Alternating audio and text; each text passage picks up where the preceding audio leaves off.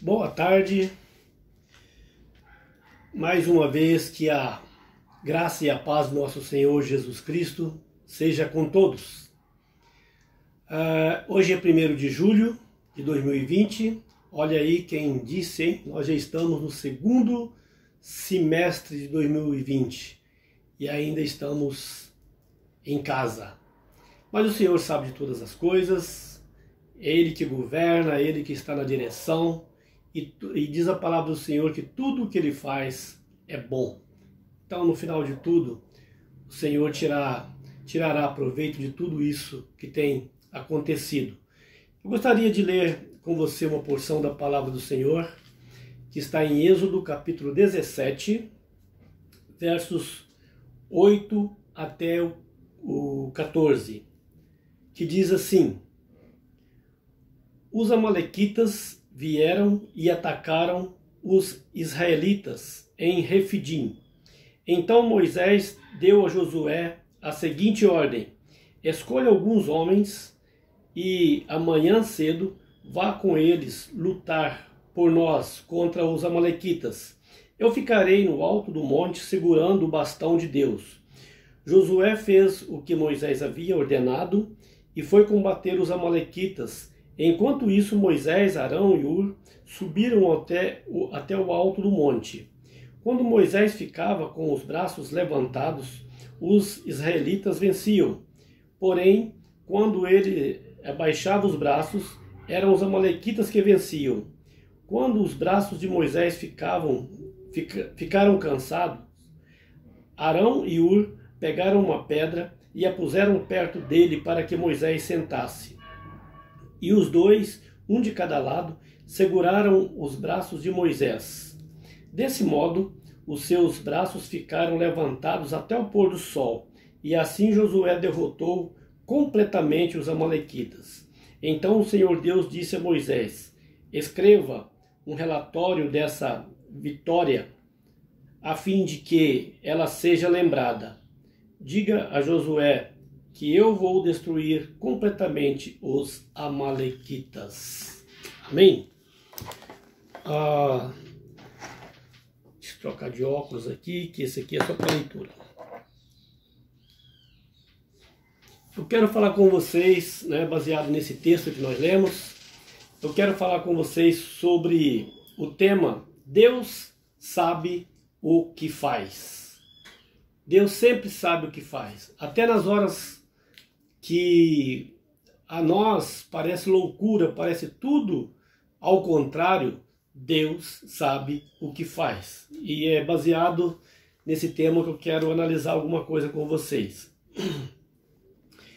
O texto que nós lemos, ele está falando de uma parte da história da peregrinação de Israel no deserto em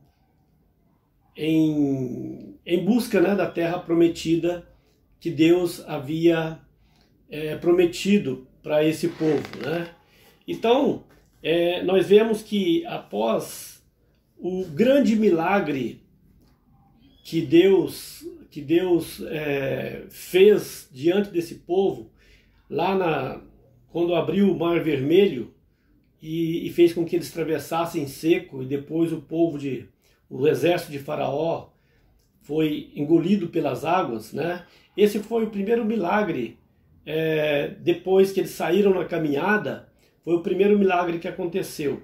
Então, ali eles encurralados entre montanhas, mar e atrás do exército, Deus faz esse grande milagre de abrir as águas e eles passarem seco.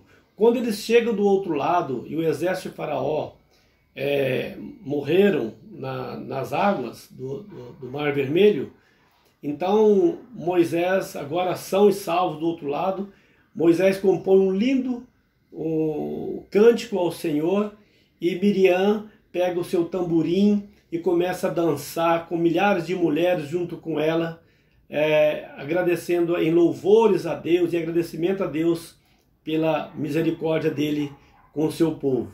Porém, esta alegria parece ter durado pouco, porque eles saíram dali, Deus manda que eles caminhem, e eles caminharam 3 dias e não tinham água. Até que depois de 3 dias eles encontram água, mas esta água era amarga, né? Eles saíram caminhando no deserto de Sur, e quando eles chegam em algum lugar que tinha água, esta água era amarga. E ali o que aconteceu? Aconteceu murmuração, né? O povo murmurou contra Deus. Já, de uma certa forma, já haviam esquecido o que Deus tinha feito há 3 dias atrás, né? E começaram a murmurar. Moisés clama ao Senhor, e o Senhor ouve o clamor de Moisés e purifica a água. E eles tomam a água doce agora. Aquelas águas que eram amargas se tornaram doces, né? E dali eles foram para um lugar chamado Elim, né? E nesse lugar chamado Elim havia 12 fontes de águas doces e 70 palmeiras para fazer sombra para eles, né? Então ali eles se sentiram eles se sentiram confortáveis naquele lugar. Mas Elim também não era um plano de Deus para esse povo, né? Quando Deus tirou eles do Egito, não é para conduzir eles para Elim, um lugar onde tinha as 12 fontes de água doce, onde havia palmeiras para fazer sombra para eles, e esse conforto todo. O plano de Deus para eles era Canaã, e não Elim. Então aqui eu já tiro uma pequena reflexão para nós, o povo de Deus, né? Para você que está nos assistindo, ouvindo, né? O lugar em que estamos, né? E às vezes estamos nos sentindo confortáveis, nem sempre é um lugar reservado para Deus, para nós. Nem sempre o lugar que Deus reserva para nós é um lugar de conforto, né? Nós vemos que Deus, ele tem os seus planos, e os seus planos nem sempre são os nossos planos. Às vezes nós pensamos, nossa, que gostoso que está aqui nesse lugar, eu quero ficar aqui, eu quero permanecer aqui, mas se esse não é o plano de Deus, ele não vai permitir que nós fiquemos nesse lugar, porque ele tem algo a mais para a nossa vida, né? Em Isaías 55, verso 8, a palavra de Deus diz assim: mas os pensamentos que eu tenho meus pensamentos não são os vossos pensamentos, nem os nossos caminhos, nem os meus caminhos são os vossos caminhos. Não é assim que diz em Isaías, capítulo 55, verso 8? Às vezes nós pensamos que estamos no lugar certo, está confortável, mas o pensamento de Deus para nós não é esse lugar. Então, nós precisamos estar sempre na dependência do Senhor, o que Ele quer para nós, onde Ele quer que nós estejamos, né? Deus, ele não nos trouxe aqui só para ter uma vida de conforto, irmãos e amigos que estão nos assistindo. Ele não nos trouxe a esse mundo só para ter uma vida de conforto, mas para cumprir os seus propósitos, né? Nós, o povo de Deus, nós somos os discípulos do Senhor, nós somos as suas ferramentas. E ferramenta que trabalha em alguma obra, ela sempre se desgasta. Então, se Deus nos trouxe para trabalhar em sua obra de alguma forma, nós somos instrumentos, nós somos ferramentas nas mãos dele, e nós vamos nos desgastar. O conforto nem sempre é o melhor lugar para nós. O melhor lugar para nós é estar dentro da vontade de Deus. Amém? Mas por determinação do Senhor, esse povo sai dali de Elim e toca a viagem para frente, né? Eles levantam suas tendas, suas barracas e continuam a peregrinação. Agora eles partem de Elim, que é a terra, o lugar do conforto, lugar da água, da sombra fresca. Eles partem para o deserto de Sim, que é o lugar da fome. Sim é o lugar da fome. Aí eles murmuraram contra Moisés e Arão, né? No Egito nós tínhamos panela de carne. No Egito nós tínhamos pão com fartura. E aí eu acrescento, eles tinham panela de carne para comer, né, conforme diz o texto, eles tinham pão com fartura, mas eram escravos. E aí, o que adianta isso, né? Irmãos e amigos, quantas vezes, quantas pessoas, elas estão submetendo a escravidão em troca de coisas que o inimigo oferece. O inimigo fala, eu te dou isso, te dou isso, te dou isso, e em troca, só quero que você seja meu escravo. Eu quero que você seja meu escravo nas áreas mais variadas possíveis, no sexo ilícito, na área dos vícios. Eu te dou o que você quer aí, mas você vai ser um viciado, você não vai conseguir largar o seu vício, largar as suas drogas, você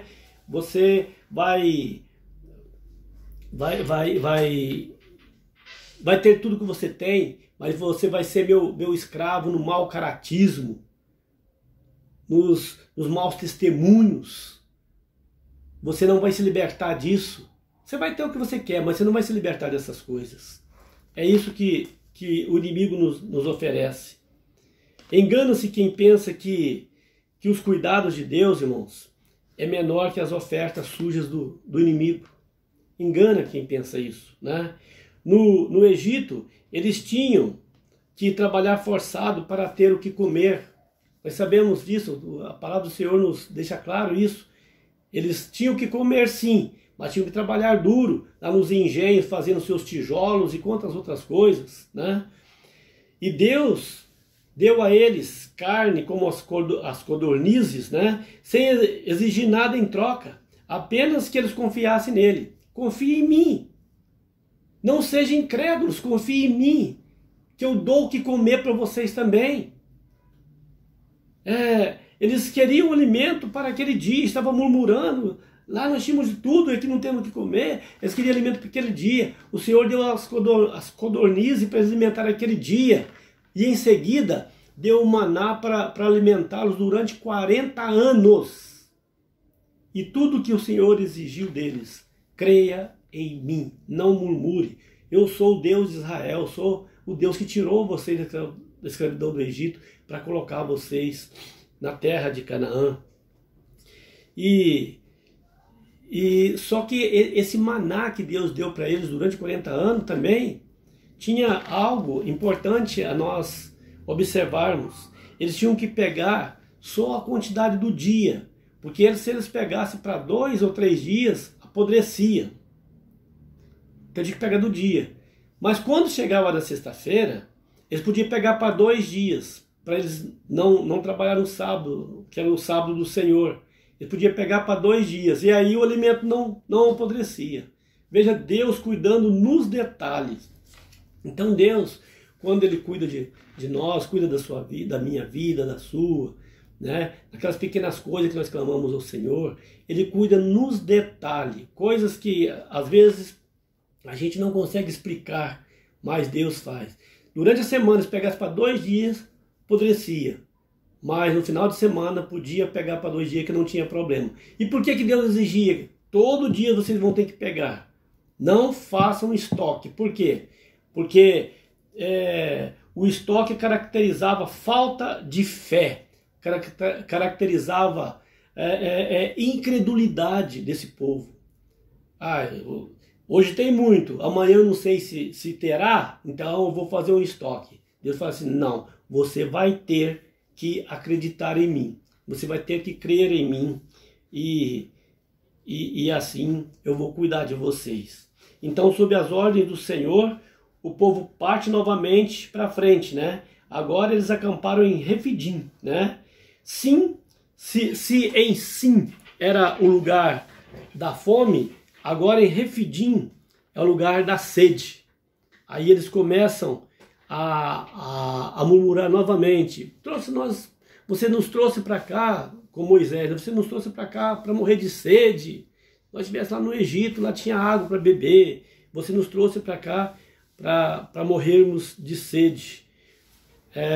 Irmãos, E então nós vemos o que Deus fez, né? Mandou que Moisés tocasse na rocha, e a rocha se partiu ao meio e jorrou água para eles beberem, para os animais beberem à vontade. Deus cuidando do seu povo nos detalhes, Deus cuidando, né? Então, irmãos, perceba que melhor que uma vida de deleite, melhor que termos uma vida de deleite mais longe do Senhor, é nós experimentarmos a cada dia a provisão de Deus nas nossas vidas. A cada dia.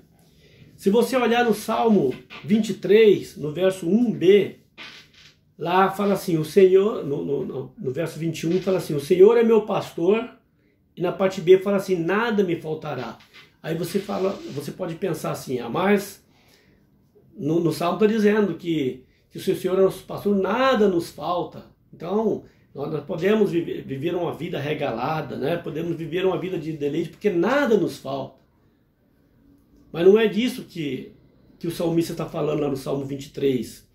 Esse nada me faltará que ele está falando, refere-se a pastos verdejantes. Se você ler o Salmo todo, Salmo 23, refere-se a pastos verdejantes, que significa o quê? Comida para a ovelha. O Senhor não é meu pastor, eu sou a ovelha. Então, comida de ovelha é pasto, né? Então, ele se refere a pasto verdejante. Segundo, pasto verdejante significa comida de cada dia, né?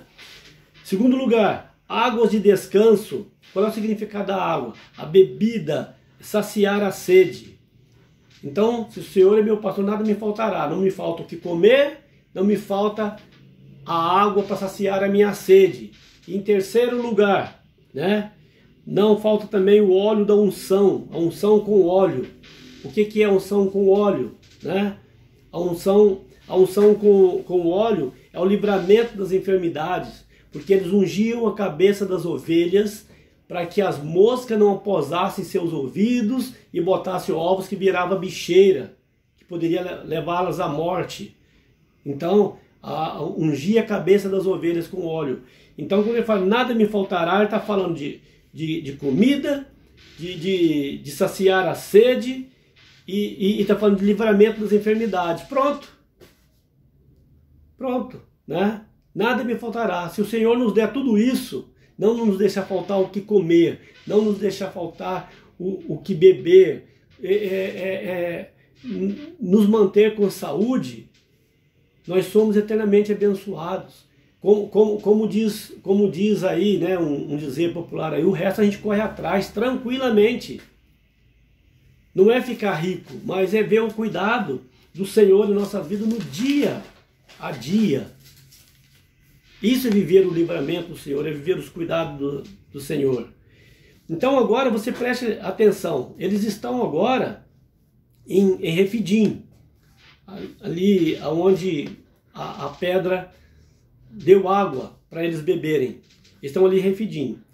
E preste atenção aí que como que Deus cuida dos seus, né?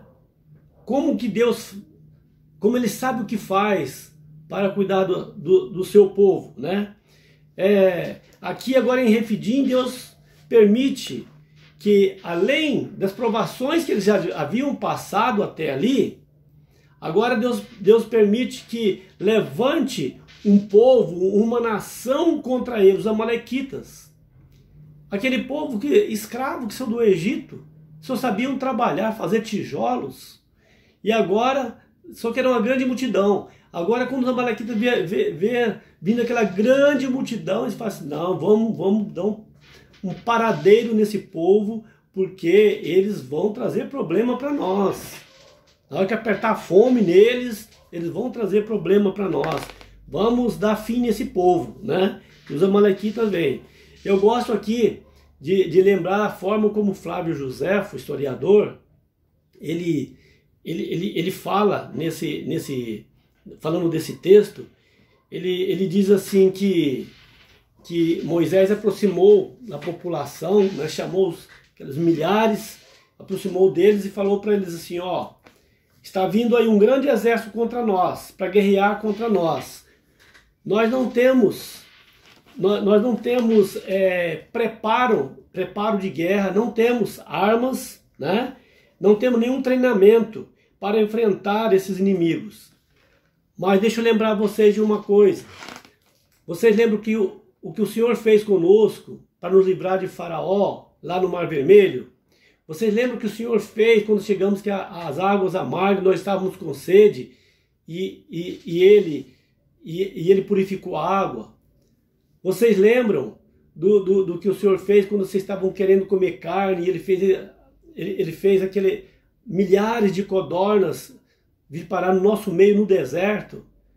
E também do maná que cai do céu, que nós não sabemos explicar de onde vem, mas nós estamos sendo alimentados todos os dias? Pois é, esse mesmo Deus estará conosco nessa guerra. Então não se desanime. Não pense que nós vamos perder essa guerra. Nós vamos ser vitoriosos porque o Senhor está conosco. O Senhor está conosco. Então, de acordo com o historiador Flávio Josefo, diante dessas lembranças, o povo foi acabando o medo, né? E começaram a almejar que começasse logo a guerra. Ei, vamos, cadê os inimigos? Vamos guerrear, vamos, né? Nós vamos ser vencedores, nosso Deus nos deu grande vitória até aqui, então nós vamos ser vencedores também nessa também. Irmãos, e é exatamente assim que as coisas acontecem. Vocês lembram o que diz lá em Lamentações 3:21? Quero trazer à memória aquilo que me dá esperança. Então, quando você achar que tem problemas muito grandes pela sua frente, quando você achar que tem obstáculos muito grandes da enfermidade, talvez no seu relacionamento conjugal, no desemprego, a sua família, tá tudo difícil, a sua habitação, talvez você não tenha uma casa para morar e você pensa que não tem jeito. Lembre do Senhor que cuidou de você desde que você nasceu até o dia de hoje. E isso tem que trazer uma esperança para o seu coração. Isso tem que animar você. Você tem que falar assim, esse Deus que cuidou de mim até hoje, Ele não vai me abandonar. Eu vou continuar nessa guerra e o Senhor me dará vitória em nome de Jesus. Então nós precisamos pensar nisso. Quero trazer à memória aquilo que me dá esperança. Então nós vemos que nessa guerra, depois que Moisés instrui Josué como é que vai ser, tudo de, ó, vamos agir assim, faz a logística, tudo certinho. Ele fala assim, agora eu vou lá para o monte. Arão e Hur vai comigo, nós vamos lá para o monte.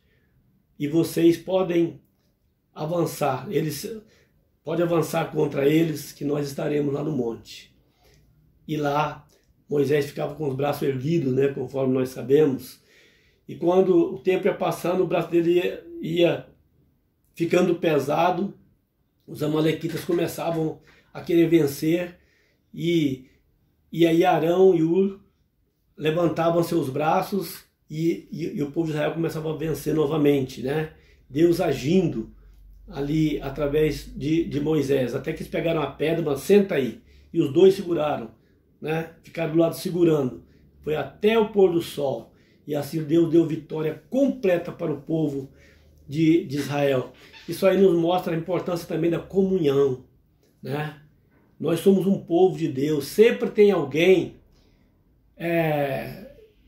em guerra e precisa de alguém está também clamando ao Senhor. Nós precisamos estar sempre clamando ao Senhor uns pelos outros, nas suas necessidades, nas suas guerras, para que elas sejam vencedoras, para que elas não sejam vencidas pelo inimigo. E nessas horas, às vezes, nós nos cansamos também. Então, quando nós estamos cansados, precisamos de alguém para segurar nossos braços de pé. Alguém que chegue e fale assim, não, nós não vamos deixar você se curvar, nós estamos aqui, ó. Como igreja, nós precisamos ser exatamente dessa forma. Clamarmos uns para os outros, um ser suporte uns dos outros, né? E nessa comunhão, nessa união, nós nos mantemos firmes e vencemos o inimigo de nossas almas, aquele que quer nos vencer. Então você vê que aí você talvez pergunta, mas por que Deus permitiu essa guerra contra o povo de Israel? Pois é, aí que está o segredo. Essa guerra, ela não veio para a destruição do povo de Israel, mas ela veio para a bênção. Até essa guerra, o povo de Israel era aquele povão que saiu lá do Egito e não tinham, eles não tinham recursos quase que nenhum. Eles saíram às pressas do Egito. As mulheres pegaram alguns ouros que as mulheres do Egito deram para elas lá, juntaram seus animais ali, aquelas coisas, e colocaram para frente e vamos que vamos. E vem aquele povão pelo deserto. Agora Deus levanta esse povo para vir guerrear com eles, e Deus levantou esse povo para vir guerrear com eles, mas em nenhum momento passou pela cabeça do Senhor que o seu povo fosse derrotado, mas que através dessa guerra eles pudessem vencer esse povo e despojar todos os bens dos amalequitas. A partir dali, eles já passaram a ser um povo, podemos dizer até um povo rico, porque eles pegaram milhares de animais dos amalequitas, pegaram seus ouros, pegaram as suas pratas, né? Pegaram tudo que eles precisariam dali, que eles estavam já aos pés do Monte Sinai, e eles iam ali montar o tabernáculo que o Senhor iria pedir, e precisaria de muita coisa que eles não tinham. E agora eles tinham animais para oferecerem sacrifício, tinha couro que ia ser usados ali no tabernáculo. Eles tinham o ouro, a prata para fazer os utensílios, o incenso. Se tornou um povo rico a partir dali. Deus levantou um povo para vir guerrear com eles só para abençoar. Muitas vezes, às vezes você murmura, às vezes nós murmuramos quando vem lutas contra nós, mas Deus às vezes está usando essas lutas para nos abençoar, para nos fortalecer. Por isso que Deus não gosta de murmuração. Às vezes está querendo te abençoar e você está murmurando, né? É bom lembrar que um marinheiro, né? Ele não se consagra a ser um bom marujo de respeito se ele não enfrentar as tempestades. Um médico, ele não se torna um médico de confiança se ele não enfrentar alguns anos como residente, sofrendo as maiores pressão de seus superiores, né? De todos os tipos. Então é necessário que nós acreditemos nesse Deus que cuida de nós, que está na direção, nosso caminho, por mais que pareça difícil, mas Ele está na direção, né, nos abençoando. Então, dessa mesma forma que nós estamos dizendo aqui, Deus também, Ele não pode nos tornar grandes homens, grandes mulheres, grandes jovens na sua obra, que opera na sua obra, sem que passemos também pelos nossos testes, né? Como é que nós vamos ser grandes soldados do exército de Deus se nós não passamos pelos testes para nos tornar soldados valentes? Temos que passar pelos testes. E às vezes Deus está querendo te testar e você pensa que é um castigo, que é isso e aquilo. Não é nada disso, é Deus querendo abençoar a sua vida. É Deus querendo traçar um plano maior para a sua vida do que você imagina, né? Então,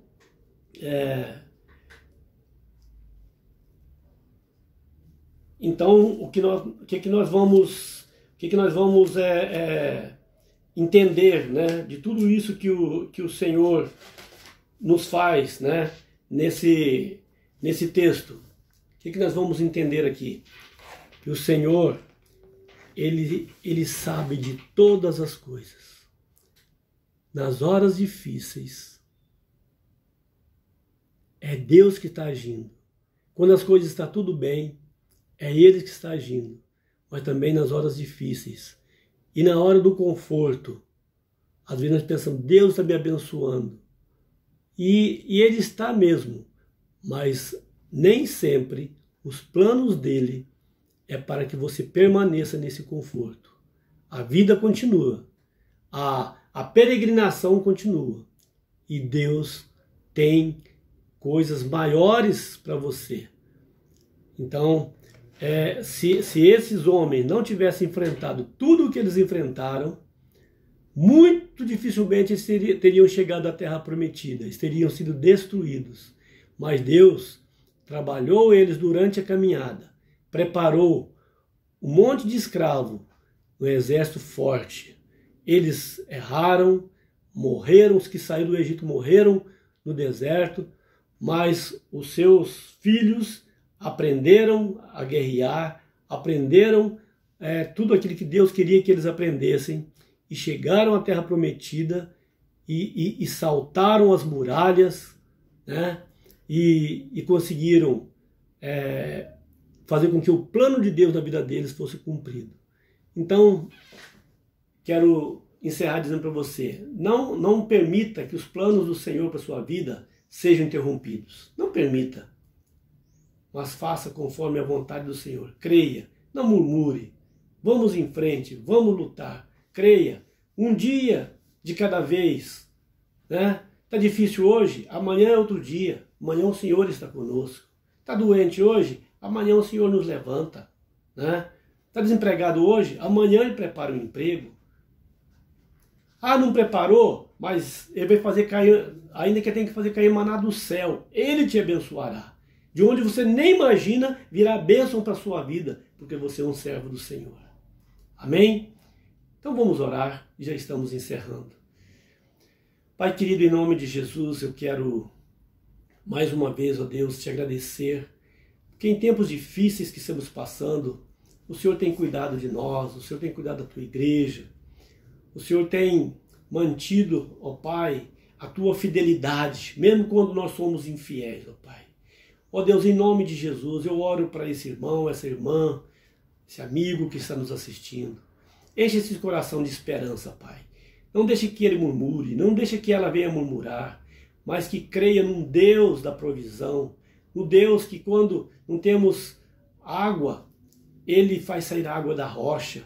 Um Deus que quando não temos o que alimentar, Ele faz com que o alimento caia do céu. Um Deus que nos usa, Senhor, sem nenhuma experiência, Ele faz com que nós enfrentemos guerra contra os soldados preparados e os vencemos, porque o Senhor está conosco.